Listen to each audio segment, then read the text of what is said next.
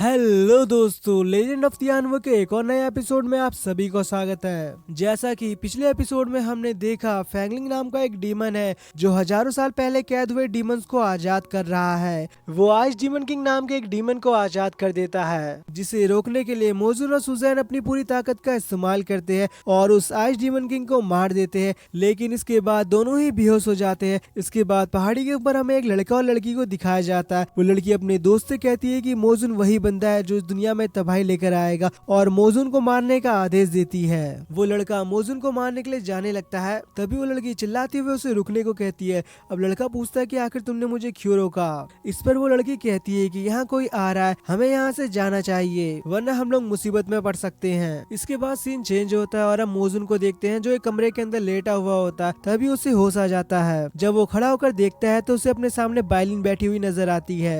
बायलिन मोजुन से पूछती है, तुमने कहा था कि तुम बायू माउंटेन के ऊपर एक टेंपल में रहते हो, क्या वहाँ कोई ऐसा टेंपल है जिसके बारे में हमें नहीं पता। इस पर मोजुन कहता है कि वहाँ एक छोटा सा टेंपल है जहाँ सिर्फ मैं अकेला रहता हूँ। इसके बाद बायलिन पूछती है कि तुमने 3 साल पहले तियांडू को छोड़ दिया था, अब 3 साल बाद तुम यहाँ क्या करने के लिए आए हो। क्या तुम तियांडू में उस काले धुंध के बारे में पता करने आए हो या फिर तुम्हारा कोई और रीजन है। मोजुन कहता है, मुझे तियांडू में एक एनर्जी का एहसास हुआ जिसका पीछा करते हुए मैं यहाँ तक पहुँच गया। तभी यहाँ पर सुजैन भी आ जाती है। सुजैन पूछती है, क्या तुम इस हेयर पिन की वजह से यहाँ आए हो।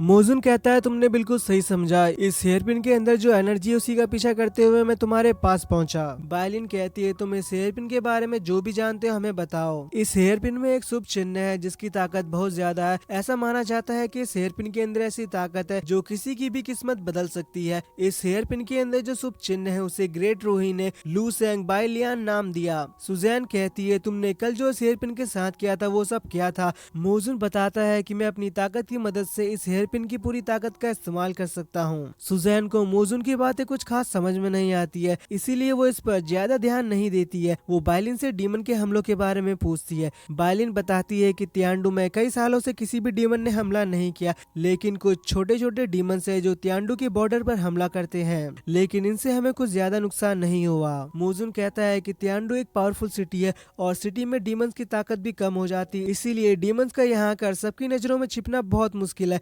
इसीलिए छोटे मोटे डीमंस तियांडू में आने की हिम्मत नहीं करते। सुजैन मोजुन से पूछती है कि तुम्हें डीमंस के बारे में इतनी जानकारी कैसे है। मोजुन कहता है कि मेरे कुछ पर्सनल रीजन है जिस वजह से मैं डीमंस की हरकतों पर नजर रखता हूँ। इसके बाद सुजैन बायलिन से कहती है कि कल फैंगलिंग नाम के डीमन से हमारी फाइट हुई थी, कुछ लोगों को भेजकर उस डीमन के बारे में पता लगाने को कहो। बायलिन कहती है कि हमारे डाली टेम्पल का इससे कोई भी लेना देना नहीं है, तुम्हें बेकार में परेशानी नहीं लेनी चाहिए। सुजैन बायलिन पर चिल्लाते हुए कहती है कि डीमंस के क्या इरादे, अगर इसका पता हम नहीं लगाएंगे तो फिर और कौन लगाएगा। बायलिन कहती है, ठीक है, वैसे भी तुम्हारी जिद के सामने कौन ही टिक सकता है। मोजुन भी सुजैन को अलविदा कहकर यहाँ से जाने लगता है। सुजैन अपनी जान बचाने के लिए मोजुन का शुक्रिया अदा करती है। इसके बाद सुजैन सोचने लगती है कि ग्रैंडफादर ने हमेशा ही मुझे डीमन से दूर रहने को कहा है, लेकिन मेरे पास अब एक मौका है कि मैं डीमंस का पता लगाऊं और उन्हें खत्म कर दूं। तभी अचानक से सुजैन को एक लेडी की आवाज सुनाई देने लगती है। वो कहती है कि डीमन से सावधान रहो। सुजैन को समझ में नहीं आ रहा होता कि आखिर आवाज किसकी और कहां से आ रही है। तभी उसे आवाज आना बंद हो जाता है।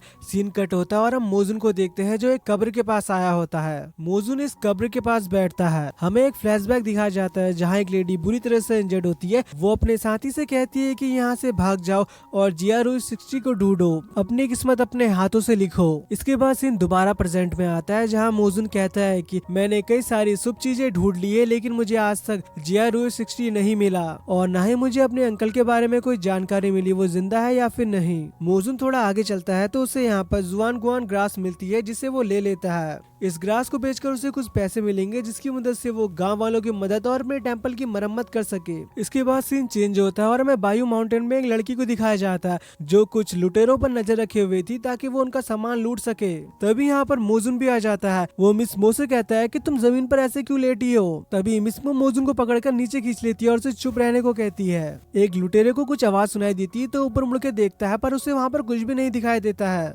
मिस मो मोजुन से बहुत नाराज होती है क्योंकि वो 3 साल पहले उसे बिना बताए यहाँ से चला गया था। मोजुन कहता है कि मुझे माफ करना, मुझे कुछ काम आ गया था इसलिए मुझे यहाँ से जाना पड़ा। मिस मो लुटेरों को लूटने के लिए जाने लगती है, तभी यहाँ पर सुजैन अपने साथियों के साथ पहुंच जाती है। सुजैन उन लुटेरों से कहती है कि तुम्हारी इतनी हिम्मत कैसे हुई कि तुम टियांडू के पास आकर लोगों को लूट सको। एक लुटेरे को लगता है कि वो बहुत ताकतवर है, इसलिए वो सुजैन पर जाकर हमला करता है, लेकिन सुजैन उसे बड़ी आसानी से हरा देती है। इसके बाद उन सभी लुटेरे को पकड़ लेती है। मिस मो मोजुन से कहती है कि तुम्हें मेरी मदद करनी होगी, वरना ये डाली टेम्पल के लोग सारा सामान लूट करके ले जा लेंगे। मोजुन कहता है कि भला मैं तुम्हारी मदद कैसे कर सकता हूँ। तभी मिस मो मोजुन को सीधा पहाड़ी से नीचे फेंक देती है। मोजुन सीधा जाकर सुजैन के ऊपर गिरता है और वो दोनों लुढ़कते हुए सीधा पहाड़ी से नीचे गिरने लगते हैं। सबका ध्यान सुजैन और मोजुन की तरफ जाता है, तभी मिस मो बहुत तेजी से आती है और एक कंगन को उठाकर ले जा लेती है। इसका फायदा उठाकर वो लुटेरे भी यहाँ से भागने लगते हैं। अगले सीन में हम मोजुन और सुजैन को देखते हैं जो एक पहाड़ी से नीचे गिर गए थे। सुजैन अपना सर संभालती है और सामने देखती है तो मोजुन खड़ा होता है। वो मोजुन से कहती है कि अरे तुम यहाँ क्या कर रहे हो। मोजुन कहता है कि मेरे एक दोस्त ने गलती से धक्का दे दिया था और मैं तुम्हारे ऊपर गिर गया। सुजैन पूछती है क्या तुम्हारे दोस्त के साथ तुम्हारी कोई फाइट हुई है। मोजुन कहता है ऐसा तो कुछ नहीं हुआ। इस पर सुजैन कहती है कि क्या तुम मुझे बेवकूफ बना रहे हो या फिर कहीं तुम उन लुटेरों के साथ मिले हुए हो। मोजुन कहता है नहीं नहीं, मैं उनके साथ बिल्कुल भी नहीं मिला हूँ। तभी मोजुन के हाथ में एक सिंबल बन जाता है। सुजैन कहती है कि तुम्हारे हाथ में अचानक ये सिंबल कहाँ से आ गया। मोजुन कहता है कि जरूर यहाँ पर कोई शुभ चिन्ह है। जब वो पीछे मुड़कर देखते हैं तो उन्हें यहाँ पर दो चमकते हुए बीस्ट दिखाई देते हैं जिनका दो लोग शिकार कर रहे थे। मोजुन बीच में आकर उन्हें एरो लगने से बचाता है। वो बंदे मोजुन से कहते हैं कि तुम हमारे शिकार के बीच में आ रहे हो, यहाँ से भाग जाओ। सुजैन कहती है कि तुम्हारी हिम्मत कैसी हुई कि तुम यहाँ आकर शिकार करो और चुपचाप मुझे अपने बारे में बताओ कि तुम कौन हो और किसके लिए काम करते हो। तभी यहाँ पर एक भागता हुआ लुटेरा आता है जो सीधा उस बंदे से जाकर टकरा जाता है। जब वो लुटेरा अपने सामने सुजैन को देखता है तो उसकी डर के मारे हालत खराब हो जाती है और वो दोबारा से भागने लगता है और दूसरे बंदे से टकरा जाता है। मास्क पहना हुआ बंदा अपने बॉस से कहता है कि ये दोनों हमारे बीच में आ रहा है, अब हमें क्या करना है। इनका बॉस कहीं दूर बैठा ही इन्हें आदेश देता है तुम दोनों इसे खत्म कर दो। इसके बाद वो मास्क वाले बंदे सुजैन पर हमला कर देते हैं और सुजैन भी उनके साथ लड़ने लगती है। और ये सारा नजारा दूर से लड़का और लड़की भी देख रहे थे जो मोजुन को मारने के चक्कर में थे।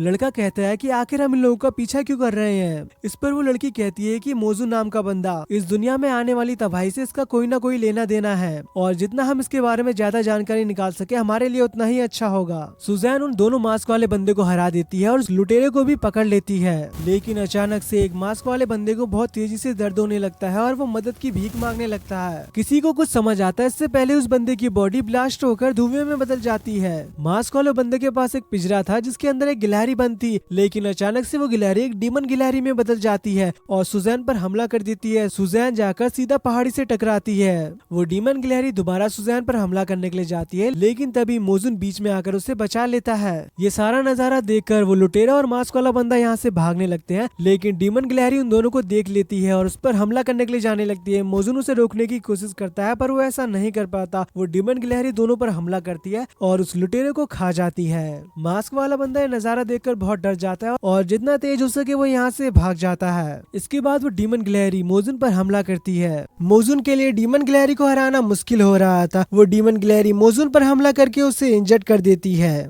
डीमन गिलहरी तेजी से जाकर मोजुन की छाती के ऊपर अपना पैर रख देती है और उसे खाने वाली होती है। तभी एक स्प्लिट बीस्ट आकर उस गिलहरी को टक्कर मारकर दूर फेंक देता है और ये वही स्प्लिट बीस्ट था जिसकी जान मोजुन ने थोड़ी देर पहले बचाई थी। मोजुन उस स्प्लिट बीस्ट से कहता है क्या तुम मुझे अपनी पावर उधार दोगे। इसके लिए वो स्प्लिट बीस्ट भी मान जाता है। मोजुन अपने ज़ेंगटियन टावर को बाहर निकालता है और स्प्लिट बीस्ट ज़ेंगटियन टावर के अंदर समा जाता है, जिससे मोजुन की ताकत पहले से और ज्यादा बढ़ जाती है। दूर से सारा नजारा वो लड़का भी देख रहा होता है। वो कहता है कि ये बीस्ट तो बिल्कुल हमारे क्लैन के बीस्ट स्प्लिट जू की तरह दिखाई देता है। इसके बाद वो लड़की कहती है कि मोजुन के पास जो ज़ेंगटियन टावर है वो बिल्कुल मेरे क्लैन के स्पिरिचुअल पावर जैसा है। मोजुन और उस डीमन गिलहरी के बीच एक बार दोबारा फाइट शुरू हो जाती है, लेकिन इस बार मोजुन उसे बराबर की टक्कर दे रहा था। ये देखकर उस डीमन गिलहरी को बहुत गुस्सा आता है और वो जोरों से दहाड़ते हुए दोबारा से मोजुन के ऊपर हमला कर देती है। मोजुन उस डीमन गिलहरी को कितना भी पीट ले, लेकिन वो डीमन गिलहरी दोबारा से खड़ी होकर मोजुन पर हमला कर देती है। मोजुन उस स्प्लिट बीस्ट की पावर का इस्तेमाल करता है और अपने एक ही अटैक में उस डीमन गिलहरी को खत्म कर देता है। तभी यहाँ पर मोजुन के पास वो दूसरा स्प्लिट बीस्ट भी आ जाता है। मोजुन कहता है क्या तुम भी मेरे साथ आना चाहते हो। वो बीस्ट अपना सर हिला गिड़गिड़ाते हुए हाँ में जवाब देता है। इसके बाद मोजुन उसे भी अपने जैंगटियन टावर में रख लेता है। सुजैन मोजुन के पास आकर कहती है क्या तुम ठीक हो, पर तभी मोजुन एक डीमन स्माइल देते हुए पीछे को मुड़ता है। ये देखकर सुजैन डर जाती है। मोजुन सीधा अपना हाथ सुजैन के पेट के आर पार कर देता है और उसे मार देता है। दूर से सारा नजारा वो लड़का और लड़की भी देख रहे थे और मोजुन भी उनको देख लेता है। ये देखकर दोनों यहाँ से भागने लगते हैं। मोजुन भी उनका पीछा करने लगता है और उस लड़के को पकड़ लेता है और अपने पैर से उसके सर को कुचल देता है। ये देखकर वो लड़की बहुत ही ज्यादा डर जाती है और इसी के साथ ये एपिसोड यहीं पर एंड हो जाता है। वीडियो अच्छी लगी हो तो वीडियो को लाइक और कमेंट जरूर करना और चैनल को भी सब्सक्राइब कर देना।